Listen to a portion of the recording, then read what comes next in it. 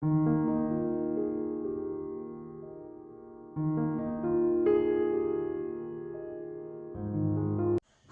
Hi എല്ലാ കൂട്ടുകാർക്കും പുതിയൊരു വീഡിയോയിലേക്ക് സ്വാഗതം.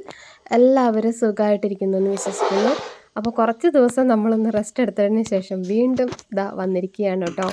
അപ്പോൾ ഇന്നും ഇച്ചിരി തിരക്ക് പിടിച്ചൊരു ദിവസമാണ്. വേറെ ഒന്നുമല്ല, കുറച്ച് ദിവസം വീട്ടിൽ പോയി നിന്നു.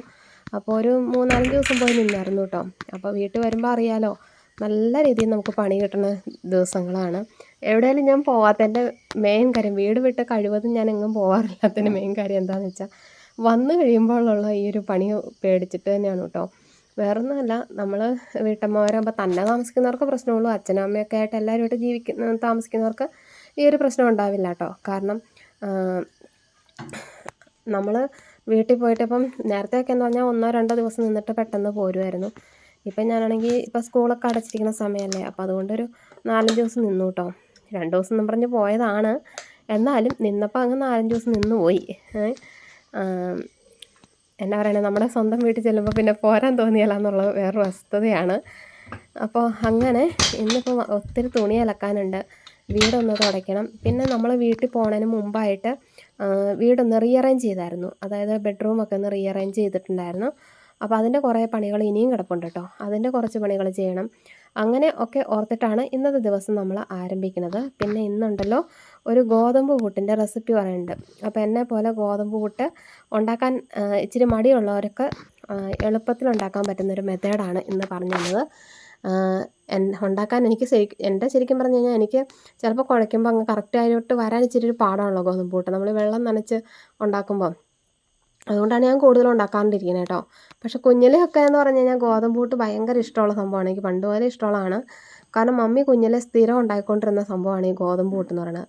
പക്ഷെ അന്നൊന്നും നമ്മൾ എങ്ങനെ ഉണ്ടാക്കണമെന്ന് അറിയാൻ പോകണില്ലോ. പക്ഷേ ഇപ്രാവശ്യം ചെന്നപ്പോൾ മമ്മി ഇങ്ങനെ യാദൃശ്ചിക വർത്താനം പറഞ്ഞപ്പം വന്ന ഒരു കാര്യമാണ്, ഒരു ടിപ്പായിട്ടാണ് എനിക്ക് പറഞ്ഞു തന്നത് കേട്ടോ. അപ്പോൾ അതിന്ന് നിങ്ങൾക്ക് ഷെയർ ചെയ്യാം.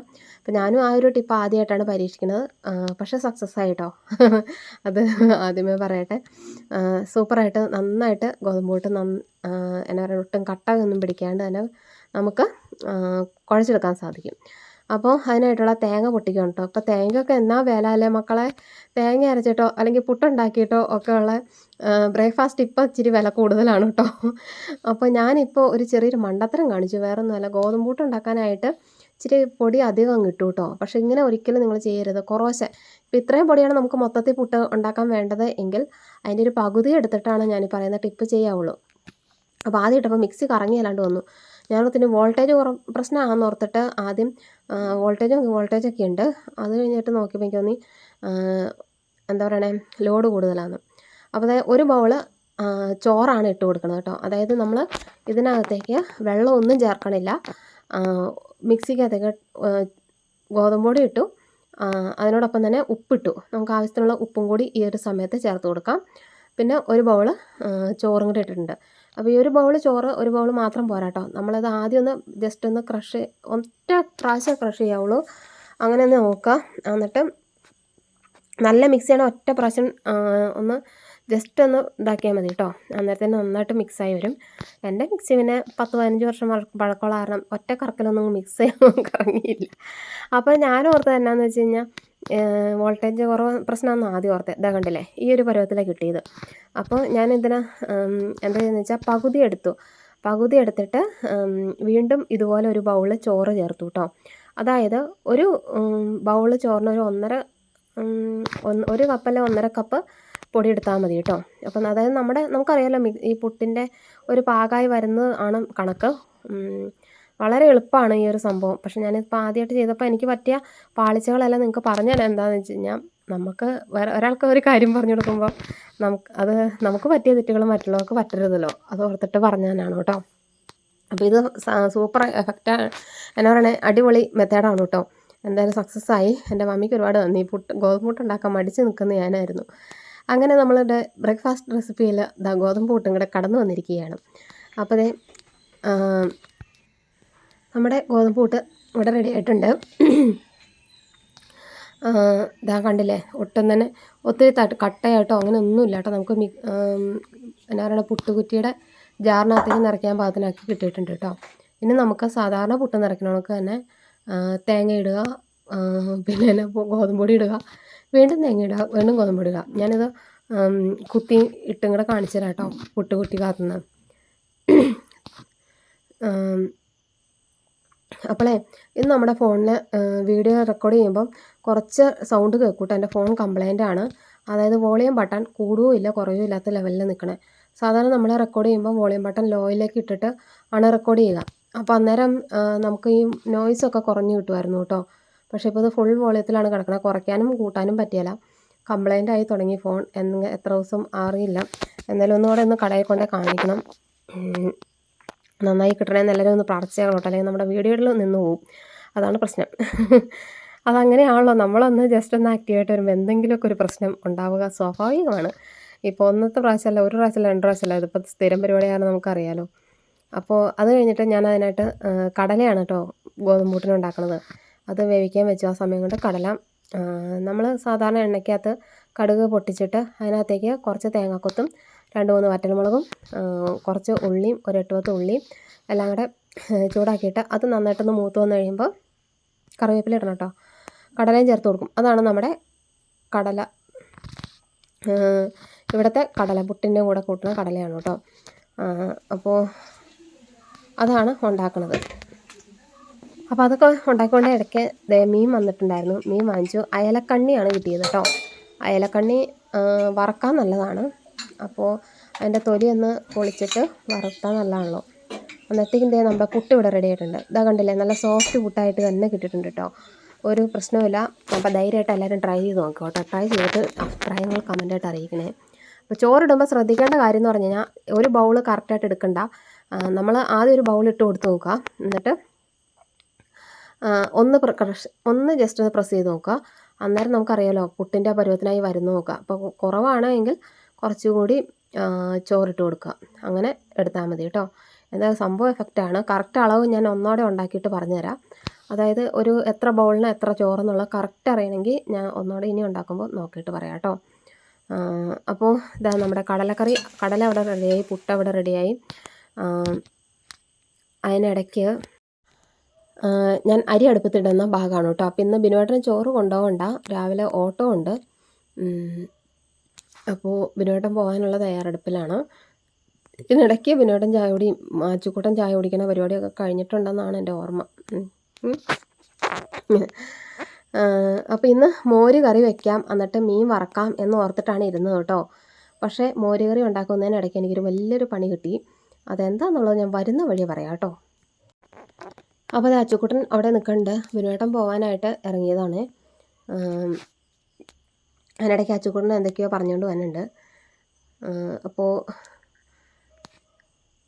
ഞാൻ എന്താ പറയാൻ വന്നേ, ഒരു കാര്യം പറയാനായിട്ട് വന്നതാണേ, വിട്ടുപോയി. നല്ല മെമ്മറി ഉണ്ട് ഇപ്പോൾ, പറഞ്ഞിട്ട് കാര്യമില്ല. എന്തോ പറയാൻ നാവെന്ന് പറ്റി തോന്നായിരുന്നു, പറഞ്ഞിട്ട് അപ്പോൾ അത് കഴിഞ്ഞിട്ട് അച്ചുകൂട്ടൻ കഴിച്ചു കഴിഞ്ഞില്ലായിരുന്നു തോന്നുന്നു. ധ്യാനോട്ട് എണീറ്റിട്ടില്ല. ഞങ്ങൾ ബെഡ്റൂം മാറിയെന്ന് പറഞ്ഞില്ലായിരുന്നു. അപ്പോൾ ഇതാ ഇവിടെയാണ് കേട്ടോ ഞങ്ങളിപ്പോൾ കിടക്കണേ. ഉള്ളിലേക്കാക്കി ബെഡ്റൂം. ഹാളിൽ നിന്ന് ധ്യാനോട്ടിനെ എണീപ്പിക്കുന്ന ഭാഗമാണ് കാണുന്നത്. ഇപ്പോൾ അവധിക്കാലം ആയതുകൊണ്ട് താമസിച്ചാണല്ലോ സ്വാഭാവികമായിട്ടും എണീക്കുക. അപ്പോൾ ആ സമയം കൂടെ ഞാൻ വേഗം പോയി. ഇന്നലെ വന്ന് വീട്ടിൽ പോയിട്ട് ഇന്നലെയാണ് വന്നത് കേട്ടോ. അപ്പോൾ അതുകൊണ്ട് തന്നെ ഇന്നലെ ഞാൻ വീടൊക്കെ ഒന്ന് അടിച്ച് വാരി ജസ്റ്റ് ഒരിച്ചിരി ചോറും വെച്ചു, ഒരിച്ചിരി മുട്ടയും പൊരിച്ചു. അങ്ങനെ ഇച്ചിരി ചെറുതായിട്ടങ്ങ് ഇതാക്കി വീടൊന്ന് അടിച്ച് വാരി ഇട്ടുള്ളൂ കേട്ടോ. അപ്പോൾ അതുകൊണ്ട് തന്നെ പാത്രങ്ങളെല്ലാം നിരന്ന് പിടിച്ച് കിടക്കണം. ഞാൻ വന്നപ്പോഴത്തേക്കും നല്ല പണി കിട്ടിയിട്ടുണ്ടായിരുന്നു കേട്ടോ. തുണിയൊക്കെ എലി, അറിയാലോ, ഓടിട്ട വീടുകളിൽ എലി സ്വാഭാവികമാണ്. എലി നല്ല പണി തന്നിട്ടുണ്ടായിരുന്നു. നമ്മുടെ ബോക്സിനകത്ത് വെച്ചിരുന്ന തുണിക്കകത്തൊക്കെ എന്തൊക്കെയോ പറക്കിക്കൊണ്ട് ഇട്ടിട്ടുണ്ട്. ഇനിയിപ്പോൾ അത് മുഴുവൻ കഴുകണം. അതുപോലെ തന്നെ പാത്രങ്ങളാണെങ്കിലും മൊത്തം എല്ലാം നമുക്കറിയാലോ, 4-5 ദിവസം പോയിട്ട് വന്നു കഴിയുമ്പം മൊത്തത്തിൽ നമുക്കൊരു എന്നാ പറയണേ, മൊത്തത്തിൽ ക്ലീൻ ചെയ്ത് കിടക്കണം. അതാണ് ചുരുക്കത്തിൽ പറഞ്ഞു കഴിഞ്ഞാൽ. അപ്പോൾ കുറച്ച് പാത്രങ്ങളൊക്കെ കഴുകി വെക്കാനുണ്ടായിരുന്നു. അതൊക്കെ ഒന്ന് വേഗം കഴുകി വെച്ചു. അതിനിട്ട് മുറ്റടിക്കാൻ ഇറങ്ങിയതാണ് കേട്ടോ. മുറ്റത്താണെങ്കിൽ പുല്ലിന് ഒരു കുറവുമില്ല, നല്ല സൂപ്പറായിട്ട് പുല്ല് പൊങ്ങി വന്നിട്ടുണ്ട്. ഞാൻ പോയപ്പം അത്യാവശ്യം ഒന്ന് ഒത്തിരി ഒന്നുമില്ല എങ്കിലും നമ്മൾ പൊങ്ങി നിൽക്കണമെന്ന് ഒത്തിരി ആവാണ്ടിരിക്കാൻ വേണ്ടിയിട്ട് കുറച്ചൊക്കെ ഒന്ന് പറിച്ചിട്ടാണ് പോയത് കേട്ടോ. എന്നാലും നമ്മൾ നട്ടുപിടിപ്പിക്കുന്ന സാധനത്തിന് ഇത്രയും വളർച്ചയില്ലല്ലോ എന്ന് ഓർത്തിട്ടാണ്. ഞാനവിടെ ചീര വാങ്ങിയിട്ട് പോയിട്ടുണ്ടായിരുന്നു. ആ ചീരയ്ക്ക് പോലും ഇത്രയും വലിപ്പം വെച്ചിട്ടില്ല എന്നുള്ളതാണ്. അപ്പം നട്ട് പിടിപ്പിക്കുന്നതിന് ഒരു വലിപ്പവും ഇല്ല, അല്ലാത്തതിന് വലിപ്പം വെച്ചേക്കണം. അതുപോലെ തന്നെ നമ്മൾ പയർ കണ്ടത്തിൽ നിന്ന് എനിക്ക് പയർ കിട്ടിയപ്പോൾ ഞാനിങ്ങനെ വെറുതെ വിത്തെടുത്ത് പാകി. അപ്പം അതിങ്ങനെ പൊങ്ങി വന്നപ്പോൾ ഞാൻ ഓർത്തു ഇത്രയും ദിവസമായിട്ട് തന്നെ ഒരു നാമ്പ് ഒന്നും ഉണ്ടാവണില്ല. അപ്പോൾ ഓർത്തു ചുമ്മാ കുറ്റിപ്പയറായിരിക്കും, അതുകൊണ്ടായിരിക്കും നാമ്പൊന്നും ഉണ്ടാവാത്തതെന്ന് ഓർത്തുകൊണ്ടിരിക്കുകയാണ് കേട്ടോ. പക്ഷെ ഞാൻ ഈ 5 ദിവസം വീട്ടിൽ പോയതുകൊണ്ട് ആ ദിവസത്തിൽ നോക്കിയിരിക്കുമായിരുന്നു പയറിന് നാമ്പിടാനായിട്ട്. അതിങ്ങനെ വള്ളി ഇങ്ങനെ നീണ്ടു നിൽക്കുന്നുണ്ട്. അപ്പം ഇനിയിപ്പോൾ അതൊന്ന് വലിച്ചു കയറണം. അങ്ങനെ ഒത്തിരി പരിപാടികൾ ഇന്നുണ്ട് കേട്ടോ. കാണുന്ന പുല്ലൊക്കെ മാക്സിമം പറിക്കണം, പക്ഷേ മുറ്റം നിറയെ തെരുതെരാന്ന് തോന്നിയേക്കണം. കാരണം നമ്മൾ പറിച്ചാലങ്ങ് എത്തിയല്ല, നമുക്ക് കുറച്ച് പറിച്ച് വെക്കാം, അല്ലെങ്കിൽ എന്തെങ്കിലും ടിപ്പ് ചെയ്യാം എന്നൊക്കെ ഓർത്തോണ്ട് ഇങ്ങനെ ഇരിക്കുന്നു. അപ്പോൾ അങ്ങനെ മുറ്റടി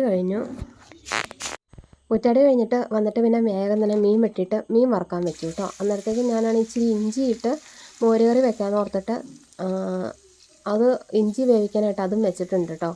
എൻ്റെ പൊന്നു മക്കളൊന്നും പറയണ്ട, മോരുകറി വെക്കാനായിട്ട് മോര് തേങ്ങ അരച്ച് അരപ്പും ചേർത്ത്, അരപ്പ് തിളപ്പിച്ച് കഴിഞ്ഞിട്ട് ഞാൻ സാധാരണ മോര് കലക്കാനായിട്ട് മോരെടുക്കാറുള്ളൂ കേട്ടോ ഫ്രിഡ്ജിൽ നിന്ന്. അങ്ങനെ എടുത്തതാണ്. എടുത്തപ്പോൾ അതിൻ്റെ മുകൾ മുഴുവൻ ഇങ്ങനെ ഈ പുഴു പോലെ ഇങ്ങനെ ഇരിക്കുവാണ്. എന്നാ സംഭവം എനിക്കറിയില്ല. തൈര് കിളായിപ്പോയി. 2 ദിവസമായില്ലേ വീട്ടിൽ ഞാൻ ഉറങ്ങിട്ട് പോയപ്പോൾ, പക്ഷേ ഫ്രിഡ്ജിലിട്ട് വെച്ചേക്കാൻ പറഞ്ഞിരുന്നു കേട്ടോ. അവിടെ അതിലൊക്കെ കൂടിച്ച വന്നിരുന്നിട്ട് ഇങ്ങനെ സൈഡിൽ കൂടെ മുഴുവൻ ഇങ്ങനെ ഫ്രിഡ്ജിലിരുന്ന സംഭവം. പക്ഷെ അതെന്നെ പറ്റിയെന്ന് അറിയില്ല കേട്ടോ. അപ്പം ഞാൻ മോര് കറി വെക്കാനായിട്ട് എല്ലാം വേവിച്ച് അരപ്പ് വരെ ചേർത്ത് തൈര് കലക്കാനായിട്ട് നോക്കിയപ്പോൾ അതിൻ്റെ ചുറ്റും ഇങ്ങനെ പുഴു ഇരിക്കണോടൊക്കെ ഇങ്ങനെ ഇരുന്നു കണ്ടിട്ട്.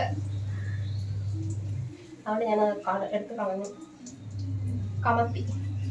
അപ്പം ഇനി എന്നാ ചെയ്യും? മോര് കറിക്ക് പോയാൽ അരപ്പ് അരച്ചു, ഇനി എന്നാ ചെയ്യും നോക്കപ്പം തക്കാളിക്ക് അരച്ചാൽ കേട്ടോ. അപ്പം അത് അരപ്പ് ഇങ്ങനെ ഒത്തിരി തിളച്ചാൽ പൊടിയല്ലോ. അപ്പോൾ തക്കാളിക്ക് ഇട്ട് കഴിഞ്ഞാൽ അത് എന്ത് വരച്ച് താമസം എടുക്കൂലേ. നമുക്ക് മാങ്ങ കറി വെക്കാം. മാങ്ങ പെട്ടെന്ന് എന്ത് വരില്ല, അരപ്പിനകത്തേക്ക് ഇട്ട് തിളപ്പിച്ചാൽ മാങ്ങ വേവും. അപ്പോൾ മാങ്ങ അരപ്പിനകത്ത് ഇട്ട് തിളപ്പിച്ചിട്ട് കറി വെക്കാന്ന് വെച്ച് കഴിഞ്ഞാൽ എങ്ങനെയാവും മാങ്ങയുടെ കറിയുടെ ടേസ്റ്റ്? ജീരകം അരച്ച മാങ്ങ കറി. ഇപ്പം തേങ്ങയ്ക്ക് ഭയങ്കര വിലയല്ലേ, 89 രൂപയാണ് തേങ്ങ. കളയാൻ പറ്റുമോ? അപ്പോൾ ഇങ്ങനെയുള്ള സിറ്റുവേഷൻസിൽ കറിക്ക് കുറച്ച് ടേസ്റ്റ് കുറഞ്ഞാലും കറിയായിട്ടൊന്ന് കൂട്ടിക്കൊള്ളുക, അത്രേ മാറുള്ളൂ. അപ്പോൾ മാങ്ങ ചെത്തിയ വേഗം ടേസ്റ്റ് കേടാ, വേറെ ഇട്ടേ. അങ്ങനെ ജീവിതത്തിൽ ആദ്യമായിട്ട് എൻ്റെ തൈര് പോയി കേട്ടോ മക്കളെ. അത് ഞാനാണെങ്കിൽ കുറേ തൈര് ഉറയൊഴിച്ച് വെച്ചിട്ടുണ്ടായിരുന്നു. പോണ അന്നും കൂടെ ഞാൻ തൈര് ഉറയൊഴിച്ചിട്ട് ഫ്രിഡ്ജിൽ കയറ്റി വെക്കാൻ പറഞ്ഞു. അപ്പോൾ ബിനുവേട്ടനോട് കയറ്റി വെക്കാൻ പിറ്റേന്ന് അങ്ങോട്ട് ബിനുവേട്ടൻ കയറ്റി വെക്കണം. അപ്പോൾ എന്തോ കൂവിച്ച് എന്തോ വന്ന് മുട്ടയിട്ടാൽ അങ്ങോട്ടൊന്ന് തോന്നും. ഈ പുഴു പോലെ ഇരുന്നു അരികിക്കടെ കാണുമ്പോൾ. പിന്നെ നമുക്കത് പിന്നെ ആ സാധനത്തേക്ക് ഞാൻ മുഴുവൻ കൊണ്ട കമത്ത് കളയതേ. സങ്കടം വന്നു പോയി, പറഞ്ഞിട്ട് കാര്യമില്ല. നമുക്കങ്ങനെ ചില ഓരോരോ പാഠങ്ങളാണ് നമ്മൾ ഓരോന്ന് പഠിപ്പിക്കണം. ഇനി അത് ആവർത്തിക്കാണ്ടിരിക്കാൻ നമ്മൾ ശ്രമിക്കുക. അപ്പോൾ ഞാനാണെങ്കിൽ കറിക്കുള്ളതൊക്കെ അരിഞ്ഞ് മാങ്ങ അടുപ്പ് വെച്ച് വന്നിട്ട് വേഗം തന്നെ വന്ന് ബെഡ്ഷീറ്റ് മടക്കിയിടുവാണ് കേട്ടോ. അപ്പോൾ ബെഡ്ഷീറ്റ് ഇവിടെ ഈ ഭാഗത്താണെങ്കിൽ അച്ചുക്കുണ്ണൻ എപ്പോഴും ഇവിടെ വന്നിരുന്നിട്ടാണ് ഫോൺ കാണുകയും, അവൻ്റെ ഫോൺ കാണാൻ ഒതുങ്ങിയിരിക്കുന്ന സ്ഥലം ഇവിടെയാണല്ലോ. അപ്പോൾ അങ്ങനെ വന്നിരിക്കുന്നതാണ് കേട്ടോ. അപ്പോൾ ബെഡ്ഷീറ്റെല്ലാം മടക്കിയിട്ടു. അപ്പോൾ ഇത് നമ്മുടെ ഹാള് ദേ ഇങ്ങനെയാണ് ഇരിക്കുന്നത് കേട്ടോ. ഹാളിൽ ഒരൊറ്റ ബെഡാണ് കിടക്കണേ. അപ്പോൾ ആ ബെഡ്ഷീറ്റൊക്കെ ഒന്ന് മാറി എന്നിട്ട് വേറെ ബെഡ്ഷീറ്റ് വിരിച്ചു. അപ്പോൾ ഈ ഒരു ബെഡ് ഇങ്ങോട്ട് മാറ്റിയിട്ടുണ്ട്. അപ്പോൾ അതിനകത്ത് കുറേ തുണികൾ ഇങ്ങനെ കിടക്കണത് എന്താണെന്നറിയാമോ? ആ തുണികൾ കഴിഞ്ഞ ദിവസം ഞാൻ പോകാൻ നേരത്ത് വേഗത്തിട്ടിട്ട് പോയതാണ്. അപ്പോൾ അതിലൊക്കെ പണി തന്നിട്ടുണ്ട്. അപ്പോൾ അതൊക്കെ ഇനി വീണ്ടും കഴുകിയിട്ട് എടുത്ത് വെക്കണം. അപ്പോൾ അതുകൊണ്ടാണ് ഞാൻ അങ്ങനെ തുണി അങ്ങനെ ഇട്ടേക്കുന്നത് കേട്ടോ. അപ്പോൾ ബെഡൊക്കെ ഒന്ന് ക്ലീൻ ചെയ്യണം. അന്നിങ്ങനെ കുറേ സംഭവങ്ങൾ അഴയിലുണ്ടായിരുന്നൊക്കെ അഴിച്ചിട്ട് കട്ടിലേ വെച്ചിട്ട് പോയതാണ് കേട്ടോ. ഇനിയിപ്പോൾ അതൊക്കെ ഒന്ന് റീഅറേഞ്ച് ചെയ്യുന്നതിൻ്റെ ഭാഗമായിട്ട് ഒന്ന് എല്ലാം സെറ്റപ്പ് ആക്കണം. അപ്പോൾ ആദ്യം നമുക്ക് വീടൊക്കെ ഒന്ന് അടിച്ചു വാരി തുടച്ചിട്ട് തുടങ്ങാം എന്ന് വെച്ചു കേട്ടോ. അപ്പോൾ വേഗം തന്നെ വീടൊക്കെ ഒന്ന് അടിച്ചു വാരി അതിനുശേഷം അടുക്കളയിലേക്ക് വന്നു കേട്ടോ. അടുക്കളയിലേക്ക് വന്നിട്ട് മൊത്തം ഒന്ന് ക്ലീൻ ചെയ്യാനുള്ള തത്രപ്പാടിലാണ്. അപ്പോൾ അതും ഒന്ന് ഏകദേശം ഒന്ന് നീറ്റാക്കി വെച്ചു. അത് കഴിഞ്ഞ് ഇവിടെ വന്നപ്പോഴാണെങ്കിൽ ഈ ഒരു കുറ്റിക്കകത്ത് നിറയെ പാത്രങ്ങളാണ് കേട്ടോ. പാത്രങ്ങൾ ഇല്ലതാനും എവിടെ നോക്കിയാലും പാത്രം ഉള്ളതെന്നുള്ള അവസ്ഥയാണ്. അപ്പോൾ ഈ വെക്കാൻ സ്ഥലമില്ലാത്തതുകൊണ്ട് ഞാനിങ്ങനെ കുറ്റിക്കകത്തൊക്കെ എടുത്ത് വെക്കും. എന്നാന്ന് വെച്ചാൽ പൊടി തട്ടാണ്ടിരിക്കാൻ വേണ്ടിയിട്ടാണ് ഇങ്ങനത്തെ പരിപാടിയൊക്കെ കാണിച്ച് വെക്കണേ. അപ്പോൾ ആ കുറ്റി മാത്രമല്ലേ കൂടി ഇട്ടുള്ളൂ. അകത്തിരിക്കുന്ന പാത്രങ്ങൾ നന്നായിട്ട് ഇരിക്കുമല്ലോ.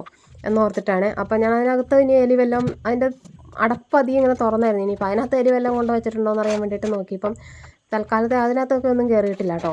അപ്പോൾ അതൊക്കെ ഒന്ന് നീറ്റാക്കി വെച്ചു, ഒന്ന് അടുക്കി പറക്കി വെച്ചു. പിന്നെ അവിടെയൊക്കെ ഒന്ന് ഫുള്ളായിട്ടൊന്ന് തുടച്ച് പറക്കിയെടുത്തു കേട്ടോ.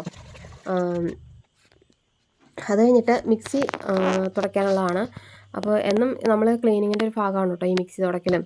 നനഞ്ഞ തുണി വെച്ചിട്ട് നമ്മൾ എന്നും ഇങ്ങനെ ക്ലീൻ ചെയ്ത് വെക്കുകയാണെങ്കിൽ വലിയ കുഴപ്പമില്ലാണ്ട് മിക്സി കുറച്ചാൾ ഉപയോഗിക്കാൻ പറ്റും എന്നാണ് എൻ്റെ അനുഭവം. ഇതൊക്കെ എന്നെ പഠിപ്പിച്ചതെന്ന് ആരെന്നറിയാമോ? നമുക്ക് ക്ലീനിങ് ഇങ്ങനെയൊക്കെ ചെയ്യണമെന്ന് എനിക്കറിയില്ലായിരുന്നു കേട്ടോ. എനിക്ക് ക്ലീനിങ് വൃത്തിയായിട്ടിരിക്കണം എന്നുണ്ടെങ്കിൽ നമ്മൾ ചില ഗുരുക്കന്മാരെന്ന് പറയില്ല എന്ന് പറഞ്ഞ കണക്ക് എനിക്കൊരു ഇത്തായ ഉണ്ടായിരുന്നു നമ്മളൊക്കെ വീട് മാറിയ സമയത്ത്. ആ ഇത്തായാണ് ഇങ്ങനെയൊക്കെ ചെയ്യണം കൊച്ചേ എന്ന് പറഞ്ഞ് നമുക്ക് ഒരു ചേച്ചിയുടെ സ്ഥാനത്തൊക്കെ നിന്നെന്ന് പറഞ്ഞ് നമുക്ക് പറഞ്ഞു തന്നു കേട്ടോ. അപ്പോൾ മിക്സി അതുപോലെ തന്നെ സംഭവങ്ങളെല്ലാം എന്നും ക്ലീൻ ചെയ്ത് വെക്കുകയാണെങ്കിൽ കുറേയൊക്കെ നീറ്റായിട്ടിരിക്കും, മിക്സി കുറേ നാളും കൂടെ യൂസ് ചെയ്യാം എന്നൊക്കെ പറഞ്ഞത്. അതുകൊണ്ട് ഞാൻ എങ്ങനെയാണ് കേട്ടോ എന്നും ഇതൊന്നും വീഡിയോയ്ക്കകത്തൊന്നും കാണിക്കാൻ പറ്റിയെന്ന് വരികയില്ല, എങ്കിലും ഞാനിങ്ങനെ നനഞ്ഞ തുണി വെച്ചിട്ട് ലാസ്റ്റ് ഇങ്ങനെ ഒന്ന് തുടച്ച് വിടും. പിന്നെ ഒത്തിരി എത്രയൊക്കെ നമ്മൾ തുടച്ചാലും ചിലപ്പോൾ നമ്മുടെ മിക്സിയൊക്കെ ഇച്ചിരി അഴുക്കൊക്കെ ആയിരിക്കും കേട്ടോ. അപ്പോൾ അങ്ങനെയുള്ള സമയത്ത് എന്തെങ്കിലുമൊക്കെ ഒരു ടിപ്പ് മൊത്തത്തിലൊരു ഉരച്ച് കഴുകുക തേച്ച് കഴുകൊക്കെ ഉണ്ട് എനിക്ക്. അപ്പോൾ അങ്ങനെയുള്ള ദിവസങ്ങളിൽ തേച്ച് കഴുകുന്ന ദിവസങ്ങളിൽ അന്നത്തെ ദിവസം പിന്നെ മിക്സി യൂസ് ചെയ്യല കേട്ടോ. യൂസ് ചെയ്താൽ വിവരറിയും, കത്തിപ്പോവും. കാരണം തേച്ച് കഴുകിയെടുത്തിട്ട് പിന്നെ വെള്ളം നന്നായിട്ട് വലിഞ്ഞതിന് ശേഷം മാത്രമേ മിക്സി യൂസ് ചെയ്യാവുള്ളൂ. അതൊക്കെ ഞാൻ പല വീഡിയോക്കകത്തും പറഞ്ഞിട്ടുള്ളതാണ്. ഇപ്പോൾ ജസ്റ്റ് പറഞ്ഞു വന്നപ്പോൾ അങ്ങനെ അങ്ങ് പറഞ്ഞു പോയെന്നുള്ളൂ. പിന്നെ അതേ ഒരു ഭിത്തിയാണ്, അവിടെ വെള്ളം നമുക്കറിയാമല്ലോ ഇങ്ങനെ പാത്രം കഴുകുകയൊക്കെ ചെയ്യുമ്പോൾ അങ്ങനെ തെറിക്കും. അപ്പോൾ ആ ഭാഗം ഒന്ന് വേഗം ഒന്ന് ക്ലീനാക്കി ഇട്ടു. പിന്നെ വാഷ് ബേസിനും എല്ലാം ഫുൾ ക്ലീനാക്കി കേട്ടോ. അത് കഴിഞ്ഞ് പെര തുടയ്ക്കാനായിട്ട് വെള്ളം എടുത്തപ്പോഴാണ് മക്കളെ മനസ്സിലാവുന്നത് ലോഷൻ തീർന്നിരിക്കുമെന്ന് പെര തുടയ്ക്കണം. അപ്പോൾ അങ്ങനെയുള്ള സിറ്റുവേഷൻസിൽ നമ്മൾ ചെയ്യുന്ന പരിപാടി ഒന്നുകിൽ സോപ്പ് പൊടി കലക്കുക, അല്ലെങ്കിൽ നമ്മൾ പാത്രം കഴുകണ ലിക്വിഡില്ലേ അതിങ്ങനെ കലക്കും. അപ്പോൾ ഞാൻ സോപ്പ് പൊടിയാണെങ്കിൽ നമുക്ക് ഇച്ചിരി ഒരു പത എപ്പോഴും ഇങ്ങനെ ഒട്ടിയിട്ടിരിക്കും. അപ്പോൾ ഈ പാത്രം കഴുകണ ലിക്വിഡ് ഒത്തിരി ഒന്നും ഒഴിക്കരുത് കേട്ടോ. ഒരു 2 3 അല്ല 4 ഡ്രോപ്പ് എന്നുള്ള രീതിയിലങ്ങ് ഒഴിച്ചിട്ട് ഒരു ചെരുവത്തിലേക്ക് എടുത്തങ്ങ് ഒഴിക്കും. എന്നിട്ട് ആ വെള്ളം കുറേശ്ശെ എടുക്കും കേട്ടോ. അതായത് മൊത്തത്തിൽ എടുത്താൽ അത് മുഴുവൻ പതയായിരിക്കും. അപ്പോൾ അതുകൊണ്ട് ഞാൻ ഇത്തിരി കൂടെ ഒഴിച്ചതാണ് കേട്ടോ, ഒരു പത കുറവ് തോന്നിയാണ്. അപ്പോൾ അതിൽ നിന്നൊരു അതൊരു 3-4 തവണയായിട്ട് എടുക്കാൻ പാകത്തിനുള്ള രീതിയിൽ നമ്മൾ ഒഴിക്കും. അങ്ങനെ പിന്നെ ഇച്ചിരി ഉപ്പും കൂടെ ഇടും കേട്ടോ. അങ്ങനെയാണ് എൻ്റെ എന്നാ പറയണേ ലോഷൻ ഇല്ലാത്ത ദിവസങ്ങളിലുള്ള പെര തുടയ്ക്കൽ അങ്ങനെയാണ് കേട്ടോ. അപ്പോൾ നമുക്ക് നല്ല നീറ്റായിട്ട് കിട്ടുകയും ചെയ്യും. ഉപ്പിടണ വേറൊന്നുമല്ല, ഉപ്പിട്ട് പെര തുടയ്ക്കണം നല്ലതെന്നൊക്കെ പറഞ്ഞേക്കാം. അതുകൊണ്ട് അങ്ങനെ ചെയ്യണമെന്നുള്ളൂ. അന്നേരത്തേക്കും ധ്യാനൂട്ടൻ അവിടെ ഇരിക്കുന്നുണ്ട്, TV കാണുന്ന ഭാഗമാണ് കേട്ടോ. അച്ചുക്കുട്ടൻ മൊബൈലും വെച്ചുകൊണ്ട് അവിടെ അങ്ങോട്ട് പോയിട്ടുണ്ട്. അപ്പം അത് ആ റൂമിനകത്ത് കയറി ഇരിക്കുന്നുണ്ട്, വേറെ എവിടെയല്ല, അവിടെ തന്നെ ഇരിപ്പം എപ്പോഴും. അതെ, നമ്മൾ വഴക്ക് പറയുമ്പോൾ ഫോൺ ഇച്ചിരി നേരം മാറ്റി വെച്ചിട്ട് നമ്മളങ്ങ് മാറുമ്പോഴത്തേക്കും വീണ്ടും ഇതിലേക്ക് തന്നെ പിടിക്കും. അപ്പം അങ്ങനെയാണ് അച്ചുക്കുട്ടൻ്റെ ഓരോ ദിവസം പോണത്. ഇപ്പം അച്ചുക്കുട്ടനെ നേരത്തെ ധ്യാനൂട്ടനായിരുന്നു, ഇപ്പം അച്ചുക്കുട്ടനെ ഇച്ചിരി ഫോൺ യൂസേജ് കൂടുതലാണ് കേട്ടോ. കൂടുതൽ നമ്മളെ വീട്ടിൽ ചെന്ന് കഴിയുമ്പം അവിടെ ഫോണുണ്ടല്ലോ, അതാണ് പ്രശ്നം. അവിടെ മമ്മിയുടെ ഫോണും പപ്പയുടെ ഫോണും ഒക്കെ ഇരിക്കുമല്ലേ, മക്കൾക്ക് തരാതരം ഫോൺ കിട്ടുമ്പം എന്നാ പറയണേ ഉപയോഗം കൂടുതലാണ്. അപ്പോൾ അങ്ങനെ ഇവിടെ ആണെങ്കിലും കണക്കാം, അവിടെ ചെന്നാലും കണക്കാക്കും. അപ്പോൾ അങ്ങനെ വേഗം വീടൊക്കെ ഒന്ന് തൂത്ത് പറക്കി ഇട്ടു. പിന്നെ നമ്മുടെ തയ്യൽ മെഷീൻ ഇവിടെ ആക്കിയിട്ടുണ്ട് കേട്ടോ. അപ്പം അങ്ങോട്ടേക്ക് കയറിയപ്പോൾ ഞാനങ്ങ് കയറിപ്പോയി, പക്ഷേ ഇങ്ങോട്ടേക്ക് ഇറങ്ങിപ്പോകാൻ പാടായിരുന്നു. ഒരു വിധത്തിൽ ഞാൻ അവിടെ തുടച്ചു. അപ്പോൾ അങ്ങനെ ക്ലീനിങ് പെര ഫുള്ളായിട്ട് തുടച്ചു കേട്ടോ. അന്നത്തേക്കും പതിയൊരു മഴക്കോളുണ്ട്. ദൈവമേ, നേരം ഇപ്പോഴേ മഴ പെയ്യുമോ, ഉച്ചയാവണേ ഉള്ളൂ, അതിന് മുമ്പേ മഴ വെച്ച് തുടങ്ങിയോ എന്ന് ഞാനിങ്ങനെ മനസ്സിലോർത്തു. അത് കഴിഞ്ഞ് വീടെല്ലാം തുടച്ച് ഫുള്ള് ക്ലീനിങ് എല്ലാം കഴിഞ്ഞു. കഴിഞ്ഞ് തുണി അലക്കാനുണ്ടായിരുന്നു, ഉജാല മുക്കാനൊക്കെ ആയിട്ട് ഒത്തിരി ഉണ്ടായിരുന്നു കേട്ടോ. അപ്പോൾ അതൊക്കെ ഒന്ന് മുക്കാനായിട്ട് ഇറങ്ങി അന്നേരത്തേക്കും ഇങ്ങനെ പതിയെ നന്നായിട്ട് തന്നെ അന്തരീക്ഷം മൂടി ഇങ്ങനെ വന്നിട്ട് കേട്ടോ. അപ്പോൾ ഞാനത് ദൈവമേ തുണി അലക്കി ഇടുകയും ചെയ്തു. ഉണങ്ങി കിട്ടിയല്ലേ ഭഗവാനെ എന്ന് ഓർത്തു കേട്ടോ.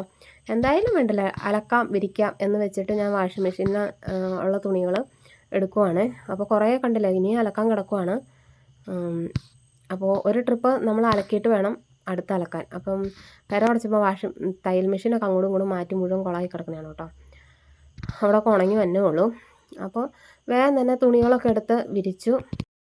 ഞാൻ വിരിച്ച ഒരു മണിക്കൂർ കഴിഞ്ഞപ്പോഴത്തേക്കും ദേ കിടക്കണം മഴ. അതായത് ഞാൻ വിരിച്ചിട്ട് 1 മണിക്കൂറല്ല കേട്ടോ, ചോറുണ്ണാൻ തുണി വിരിക്കലെല്ലാം കഴിഞ്ഞപ്പോഴത്തേക്കും എനിക്ക് നന്നായിട്ട് വിശക്കണ്ടായിരുന്നു. പിന്നെ മക്കൾക്ക് ചോറും കൊടുത്ത് ചോറുണ്ണാൻ പോയി. ചോറുണ്ടോണ്ടിരുന്നപ്പോഴത്തേക്കും ദേ മഴ വന്നു.